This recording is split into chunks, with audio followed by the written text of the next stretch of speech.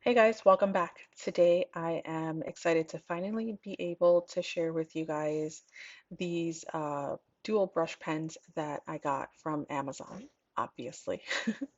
These are their version of the Tombow dual brush pens, and there are 52 in this box, and I gotta say, like taking them out and like needing like to do like I don't know, four handfuls made me feel really rich.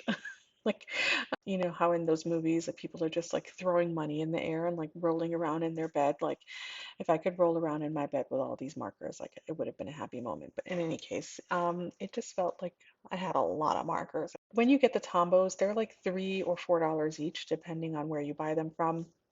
You definitely are not going to get a full set like this from Tombow for under $30. And at the time that I bought these, I think I paid like 22 or $23. I just checked yesterday and they're like $25. Either way, I think that compared to the Tombow price wise, it's a steal. And as you can see, at least externally, they look exactly like the Tombow. The cool thing is that with this set, they actually send you the pen holder, which Tombow, as I know it, sells separately.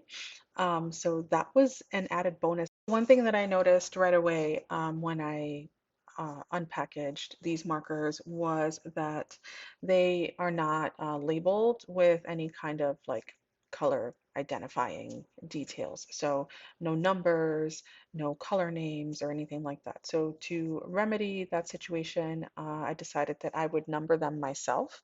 So I just printed these numbers. I don't know, I Googled a number chart and then I printed it on sticker paper. And then here I am just cutting it into strips.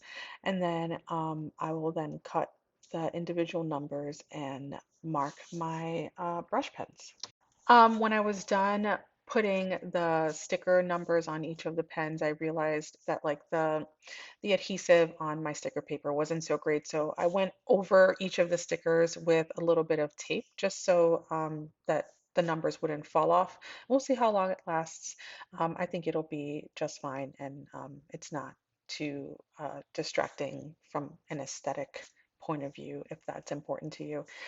So I decided to do just one swatch page and then I just kind of outlined some squares. You can't see them because I erased them so that I wouldn't have to erase them after I was done and maybe affect the opacity of the colors. So I just did like 2 by 2 squares and then colored them in. What I noticed right away is that some of the brush pens were a little bit harder than others. And I think that that's kind of normal for brush pens. I feel like that happens with Tombows sometimes as well, where some of the brush tips are a little bit harder than others. Some of the inks were a little bit more, I don't know, I want to say like juicier than others, but for the most part, they're pretty much the same. They feel very much like a Tombow when you're writing with them, as far as like how much color and how much ink is released. But also, what I did notice that was awesome is that the cap color was very much the same as what comes out. And this is not always the case for a lot of markers that you might buy. They don't always perfectly match the color of the ink with the color of the cap. So I was pretty impressed with that. So you'll see that I'm putting the cap next to it every time I do a swatch, just so that you can see how close it is to the color of the cap. So if you decided that you didn't want to do a swatch page, I think that you'd be fine because the cap is pretty identical. In general, I think it's a good practice to always create a swatch page so that you can have something to refer back to if you need to replace any colors, specifically for like brands like Tombow, where you can buy them individually. It's helpful to know the name or the number that pertains to each color so that you can replace them. Coming from someone who has quite a lot of pens, I think it's also beneficial to have a swatch page so that you can avoid purchasing the same colors. I know from experience that it can be really tempting to just grab all the things without any consideration for any colors that we might already own. So save your money and take a picture of your swatch page and carry it with you just in case. And here I am doing a swatch of the bullet end of the dual brush. And yeah, I'm not gonna lie, I totally forgot to swatch these. I kind of wanted to swatch them side by side, but this worked out just fine anyway. And the bullet is identical to the Tombow bullet, and the colors are just as vibrant, and they write really smoothly, and the opacity of the colors is really beautiful. They're also water soluble, so I would keep that in mind if you're going to be using them in any project that's going to involve water. You want to, be aware that it will bleed and it will run if it's going to be wet for any unintentional reason. But on the other hand, if you're interested in using them in more of like a watercolor style, this gives you like a huge array of colors that you can use as watercolors. To demonstrate, I found a Tombow that is as close as possible to the Amazon brand color. And as you can see, the Amazon brush pen moves around really well. Here is what the brush tips look like. I would say that the Amazon one is a little bit more sharp at the tip.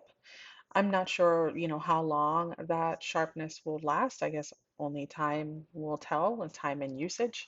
If you're interested, I'm sure that I will comment on that on my Instagram stories. If you're not following me on Instagram, you really should be. I really have to say I'm pleasantly surprised with these markers. And although I initially bought them because I was curious as to how they would hold up compared to Tombow, I think that they're really great in their own right. And if you are someone who is looking to purchase brush pens, whether it be for coloring or for hand lettering, but have kind of held back from purchasing Tombows because of the price, I definitely would recommend that you get these at least as a starter kit. And when you kind of fine tune your skills and maybe feel that you're ready to take on a bigger price point, then go ahead and do that. But these are really great. And yeah, I think I'm going to be using them lots. Here I am hand lettering my header for my swatch page. And as you can see, the brush tip is uh, just wonderful. It glides beautifully. It has plenty of flexibility, and it has a really nice sharp edge on the tip, which gives me those nice clean thin lines that you need for hand lettering. In any case, I hope that you enjoyed this swatch video and that you found my point of view helpful. And let me know if you decide to get these for yourself, and what you think about them. I plan on playing around with these a lot more and seeing everything that they're capable of doing, and I will definitely keep you posted in future videos. If you have any questions about them, leave them in the comments, and if it's anything that I haven't tried out yet, then I will try it and I will let you know. Until then, don't forget to like this video. If you haven't already subscribed, I hope that you'll consider doing so. Thank you guys so much for being here. Thanks for watching, and I will see you next time. Bye.